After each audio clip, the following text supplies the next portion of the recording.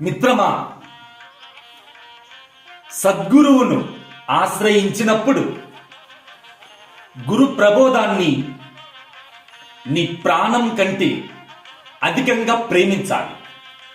అప్పుడే నీకు మహోన్నతమైన విజయం నీ సొంతమవుతుంది. గురు సేవలో తమోగుణం పనికిరాదు. అందుకే ఆత్మ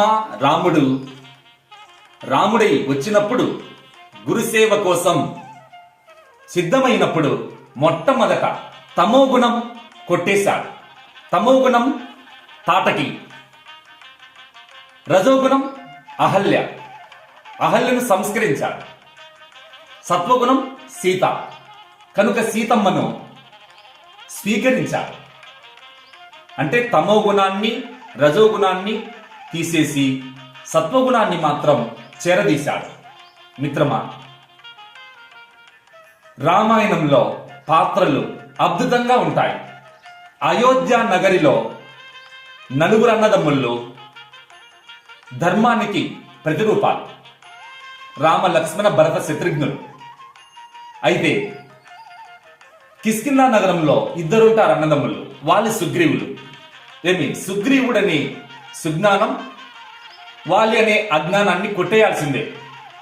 అందుకే సుగ్రీవుడు సుజ్ఞానమని ఆత్మారాముణ్ణి ఆశ్రయిస్తే అజ్ఞానమని వాలిని కొట్టేశాడు. మిత్రమా, సుందరకాండలో హనుమంతుడు 3 అంటే తమోగుణం సింహిక, రజోగుణం సురస, సత్వగుణం మైనాకుడు. వాళ్లను మైనాకుణ్ణి ఆదరించాడు, అక్కున చేర్చాడు. సురసను సంస్కరించాడు, సింహికను సంహరించాడు. మరి లంకా నగరంలో అడుగు పెట్టినప్పుడు లంకిని కొట్టేసి లంకలో ప్రవేశించి అక్కడ 3 గుణాలైన తమోగుణం విభీషణుడు, ఆ తమోగుణమైన కుంభకర్ణుణ్ణి కొట్టి తమోగుణాన్ని తొలగించి రజోగుణమైన రావణుణ్ణి హితబోధ చేసి సత్వగుణమైన విభీషణుణ్ణి చేరదీశాడు. అంటే రాముడు తమోగుణాన్ని కొట్టేశాడు, రజోగుణాన్ని కొట్టేశాడు, విభీషణుణ్ణి మాత్రం చేరదీశాడు. కనుక రామాయణం చెప్పే అద్భుతమైన సాక్ష్యం కొట్టే తెచ్చే వారధి కట్టే అంటే ఇంద్రియ నిగ్రహం అనే వారధిని కట్టాలి. కొట్టే అంటే సూక్ష్మ బుద్ధితో హనుమంతుడు లంకను కాల్చిపారేశాడు. మరి సత్వగుణమైనటువంటి సీతను దర్శించాడు. కనుక జ్ఞానం అనేది 3 గుణాలను కొట్టేస్తే పరిపూర్ణ జ్ఞానం లభిస్తుందని రామాయణం దీక్షగా దృఢంగా ప్రతి మనిషిని తట్టి లేపుతుంది.